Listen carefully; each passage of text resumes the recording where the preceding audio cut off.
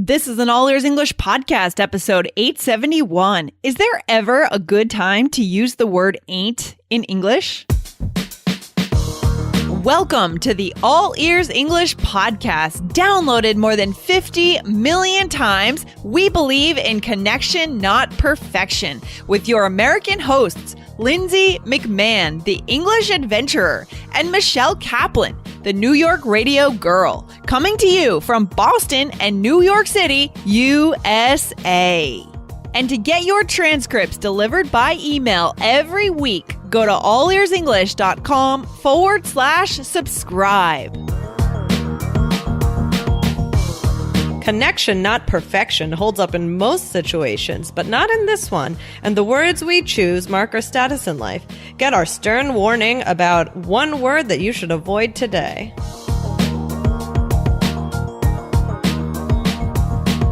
Hey, Michelle, how you doing today? Hey, Lindsay, I'm good. How are you?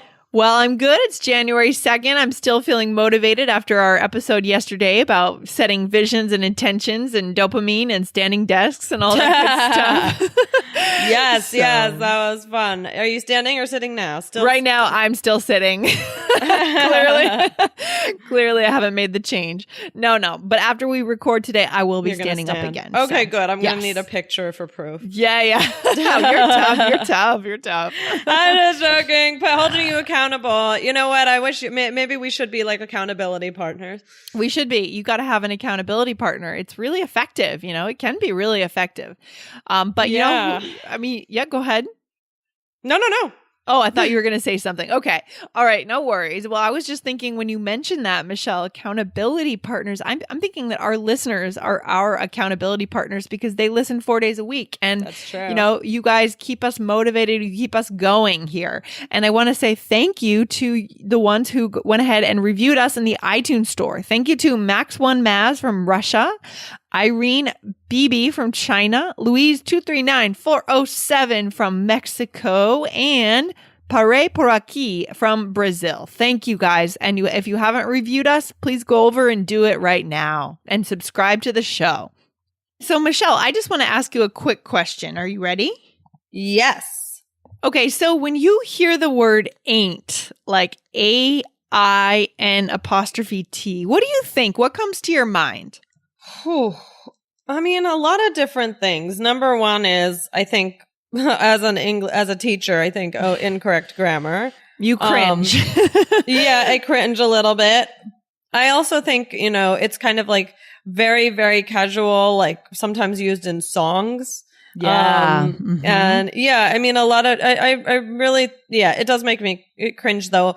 But some people have a special style for using it. Like they might use it at just never use it and then use it one time to get some sort of point across or to, I don't know. It's interesting. Yeah. What do you think, Lindsay? Yeah, you're right. I mean, it can be used in an artful way, like in songs and movies. And sometimes like maybe certain comedians might be able to use it artfully, right?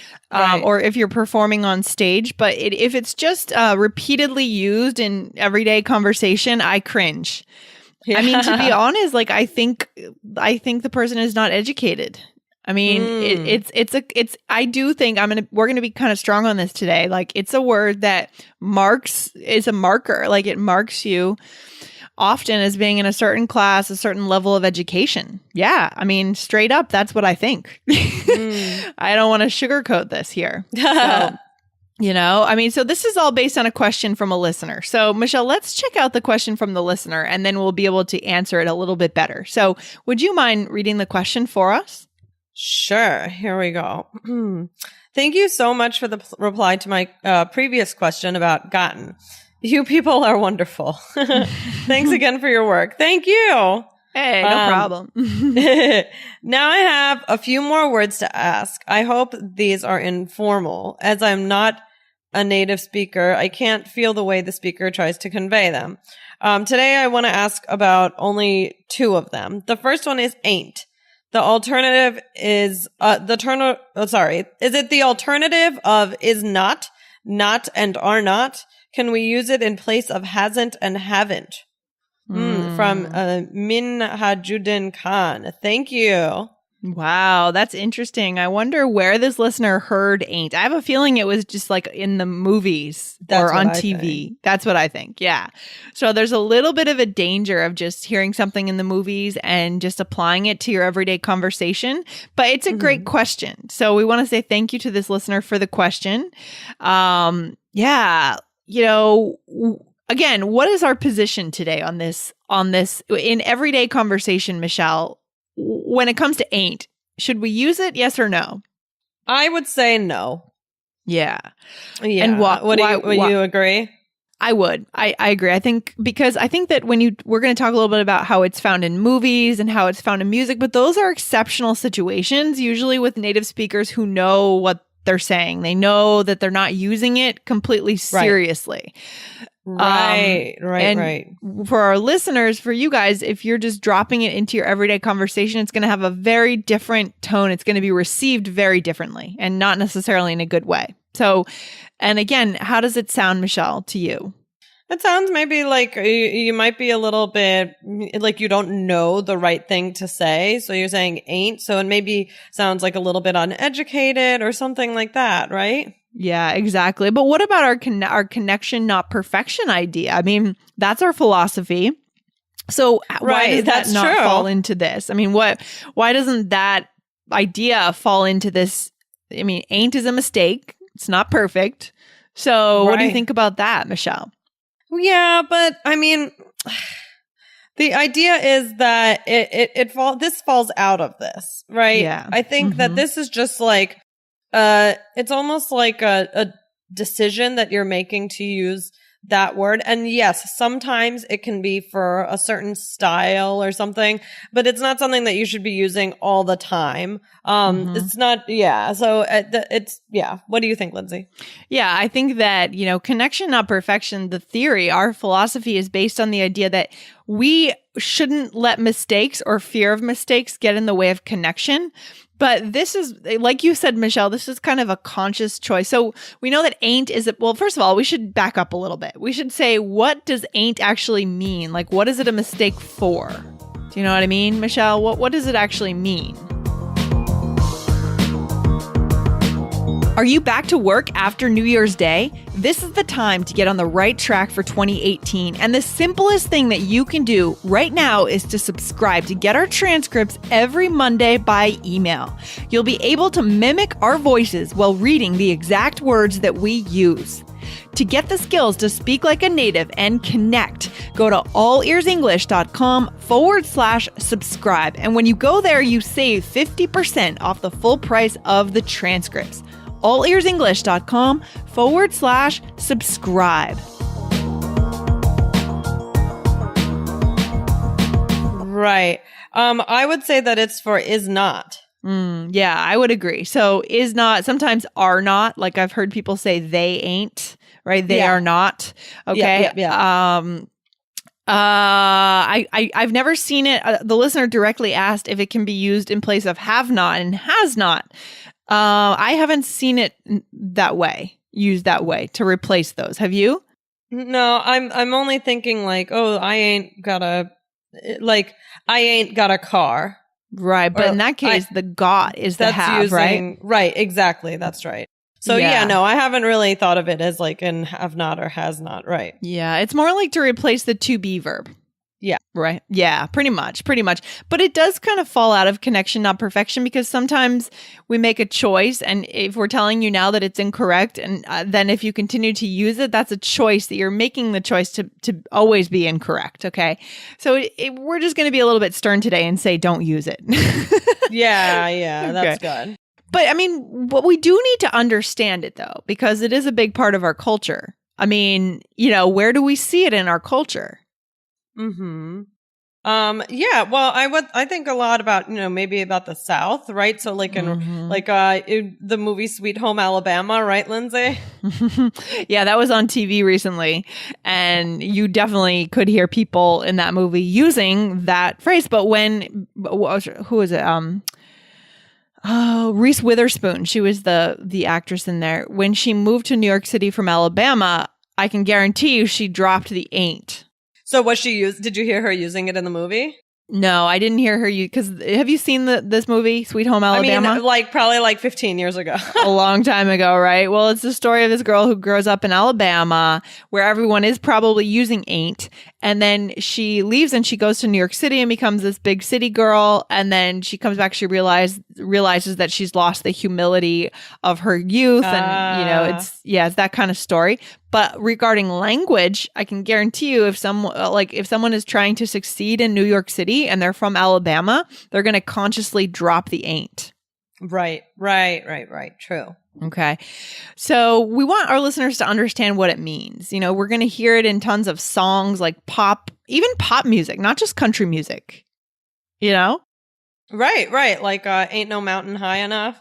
Oh, yeah. Exactly. Or I love the one, Ain't No Sunshine When She's Gone. Right? That's a good one. By Bill Withers. That's a great one. Okay. So it's not a problem that they're using ain't in these titles, in these lyrics. It's very different. I think our listeners understand this, right? It's different between lyrics and everyday conversation.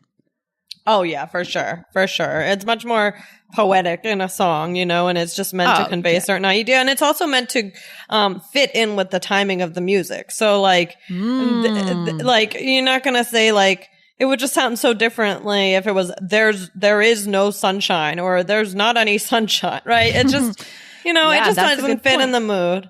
That's a really good point. I hadn't thought about that. But yeah, when you're writing a song, you need it to fit into the rhythm, and ain't is really convenient for a lot of singers, right? For a lot of songs. So you are going to hear that a lot in the movies, a lot in music and performances. Right. So I like to look up words and see about the history of them. And I have a quote from Wikipedia. Maybe I'll go ahead and start reading it and then you can take over. So this quote about this word ain't. So ain't is found throughout the English speaking world across regions and classes and is among the most pervasive non-standard terms in English. It is one of two negation features, the other being the double negative, that are known to appear in all non-standard English dialects. Okay. Also, ain't is used throughout the UK. Interesting. I didn't know that. Did you know that? No. It says with its geographical distribution increasing over time, it is also found throughout the United States, including the Appalachia. Okay, the South, New England, although New England, I guess maybe if you go to rural parts of New Hampshire, Maine, Vermont, but not urban areas, right? The Mid-Atlantic, which is where you're from, Michelle, you're from the Mid-Atlantic. Did you ever hear ain't when you were growing up? I mean, I've definitely heard it, but not, I wouldn't say too much. Yeah. And also it says upper Midwest. And its geographical ubiquity, ain't is to be contrasted with other folk usages such as y'all, which is confined to the South. Right. So interesting. So just talking about the regions where it's found. But yeah, I think it's definitely it's a signal that you're possibly from from the countryside, maybe that you haven't been educated. Maybe you do know that it's wrong, but it's our words create a culture, right? Right. Yeah, exactly. Yeah, I think it just becomes part of the culture. And in that situation, it doesn't necessarily show, people are uneducated. It's a choice that, people around you are saying it, and, it's a choice, and it kind of takes away the idea of being, what we're saying is being uneducated, because people are just kind of choosing it. You know what I mean? Yeah. If you're within that culture, right, is what you're saying? Exactly. Right. But the problem happens when we're moving outside of that culture, right? And then people automatically make judgments. I mean, language attitudes are so strong, we don't even realize it. I find that really interesting. We judge people so quickly based on how they look, and then when they open their mouth, how they sound. It's so, we want you guys to succeed in English. So definitely strong warning against using this. Let's just do a role play to show how this would actually fit into a sentence. If our listeners were in the South, how ain't might be put in there. Okay. So Michelle, would you be able to do a Southern accent, like a Southern twang, a country accent? Sure. Okay. All right. We'll let you do that then. Here we go. So, hey, your dog is a bully. He stole my dog's food. He ain't so bad. Just a little hungry is all. I love that. You sound very Alabama there. Thank you. Okay, so that's where that goes. I mean, you would hear that used as he. You're basically saying he is not so bad, right? He's not so bad. He's just hungry. Okay. So, I mean, what should our listeners use instead of saying he ain't so bad? Well, you would just use the correct negative form, right? So you could say he's not so bad, or if you're using for have, what would you say, Lindsay? Yeah, so it doesn't really replace have that much, but if for some reason you think it does, it doesn't have, right? Or is not, are not, they are not so bad. He is not so bad.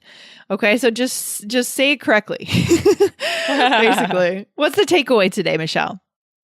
Don't use ain't.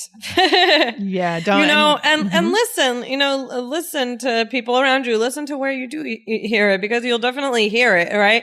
But it'll give you, if you listen for it, it'll give you more of an idea when it actually is used, right? So you can, kind of get a sense of it. But yeah, I think overall it's a good idea to try and not say it. Yeah, I agree. So I think we've put ain't in its place here. You guys understand that it's not meant to be spoken. It's really meant just to be enjoyed and listened to in music and movies. And there's only a few, like a handful of words in the English language that we're going to say that about, that just don't use it. But this is one of them. So So there you go. All right. Awesome. So guys, remember, if you want to know exactly what we said on the show today, it's 2018. It's a good time to subscribe and get the podcast. Go to get the transcripts. Go to allearsenglish.com/subscribe. You will save 50% and you'll receive them every week for the upcoming week. Okay. Every Monday for the upcoming week. All right. Perfect. Okay, very cool. And don't forget, if you are preparing for the IELTS exam in 2018, go over and subscribe to the IELTS Energy podcast. Okay, I think we have really nailed this topic pretty well, Michelle. Yeah, that's great. Okay, good. Well, this has been an interesting one. Thanks, Lindsay. All right, take care. Bye-bye. Bye.